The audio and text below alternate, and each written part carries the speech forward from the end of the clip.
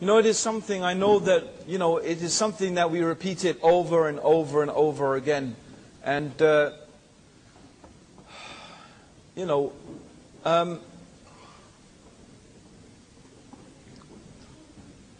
as I have been saying consistently, that Islam is a peaceful religion. Islam is a peaceful religion. But we have to say, it is not pacifist. It is peaceful, but not pacifist. There is a difference. The Quran says, do not commit aggression, or the general meaning of what the Quran says, is do not commit aggression because Allah does not love the aggressors. Okay? Don't commit aggression because Allah does not love the aggressors. But, on the other hand, Islam does tell us and orders us and instructs us that if we are attacked, if our lands are occupied, if our homes, our families are attacked, then we are duty-bound by the religion to defend ourselves. We are duty-bound to do that. It is not allowed for us to just merely sit by and let such tyranny and oppression take place. Okay? In fact, the Quran says, what is wrong with you that you don't struggle in the path of God, and you don't fight when there are men and women and children who are ill-treated and weak and oppressed, who are crying out for the help of God. But even when we fight, we have strict rules. And amongst those strict rules is that we are not allowed to target women, children. There wasn't a term for what we call civilians, but the Prophet ﷺ talked about, the workers in the fields. That's the equivalent, really. I mean, essentially what we find is that Islam is making a clear distinction between the actual fighters, the combatants, and those people who are non-combatants, the people who are not fighting. So to target those people who are not fighters, then that is not allowed. The Quran says, fight those who fight you. So this type of this type of thing, of blowing up women and children and targeting, what we could call these days civilian targets, brothers and sisters, the statements of the Prophet are very clear. Okay? And so my brothers and sisters, I think this is just, again for clarification about that matter. So, what is the purpose of following any religion? Okay, what is the purpose of following? Everyone has a religion. There is no human being on this planet ever who did not have a religion. The problem is, when we say the word religion, we automatically think in our mind a narrow, secularist definition of what religion is. We usually think Hinduism, Islam, Judaism, Christianity, Buddhism.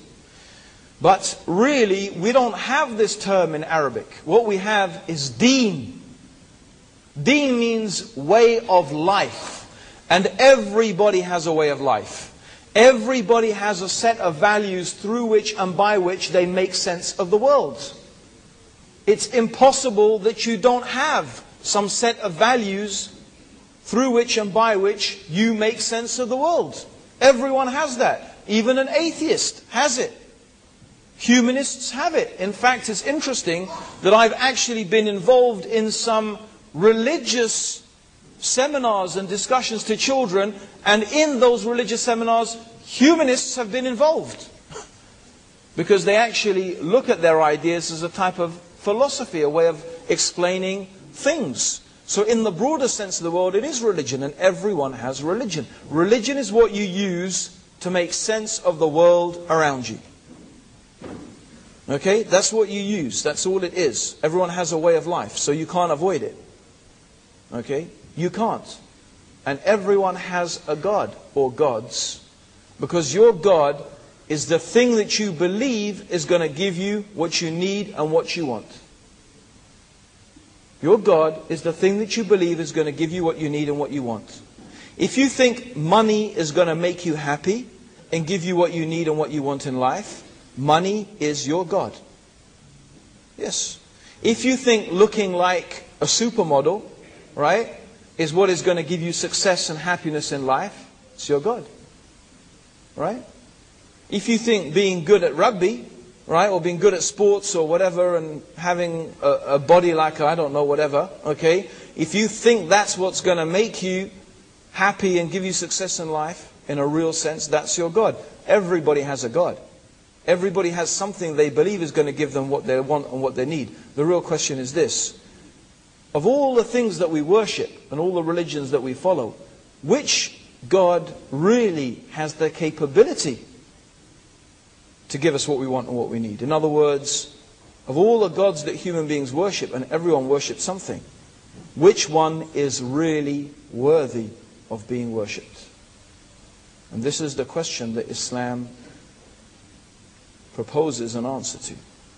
That the only one that is truly worthy of being worshipped is the one who has created all things. And every human being actually already knows that. They already know it. Everybody knows it. It's just that they have forgotten. And you know, there is a time when they remember. Everybody remembers. You know, they have a saying, there are no atheists in foxholes. You know what a foxhole is? Yeah? You know when the soldier, when the bombs start coming and they dig a hole in the ground to hide in it? That's called a foxhole. You don't have atheists in foxholes. Right? Suddenly it's, oh God save me, oh God help me.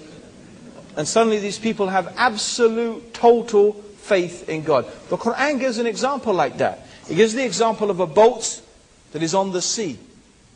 And then when the boat is on the sea, the waves start getting higher and higher. And as the Quran describes it, the waves are like the roof of a tent. This is how the waves are crashing down.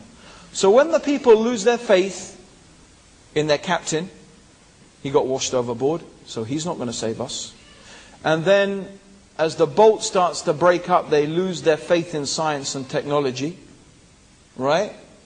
They might start saying, Mummy, but Mummy's not there and she's not going to help them. Right? They've already forgotten about all their idols. They've forgotten about their money. They've forgotten about, being an American citizen and passport holder, because that's George Bush isn't going to come and save them, right? Okay? So suddenly all of the things they worshipped and put their faith and trust in is gone. And then you will find the human being, from the depths of their being, a knowledge that is deep down in themselves, they call out to that one power, that being they know has the ability to rescue them from their predicament. It's not the name that's important. It's the acknowledgement that this being exists that has the power, and that is the deep down knowledge that every human being has, that truly, that this being alone is worthy of worship. Because the reality is, all of those things that you put your faith and trust in ultimately were useless. And the only one that really you recognized at the end had that power and ability to help you was the one that has control over all the affairs of the universe. This is a type of instinctive, natural knowledge that every human being has.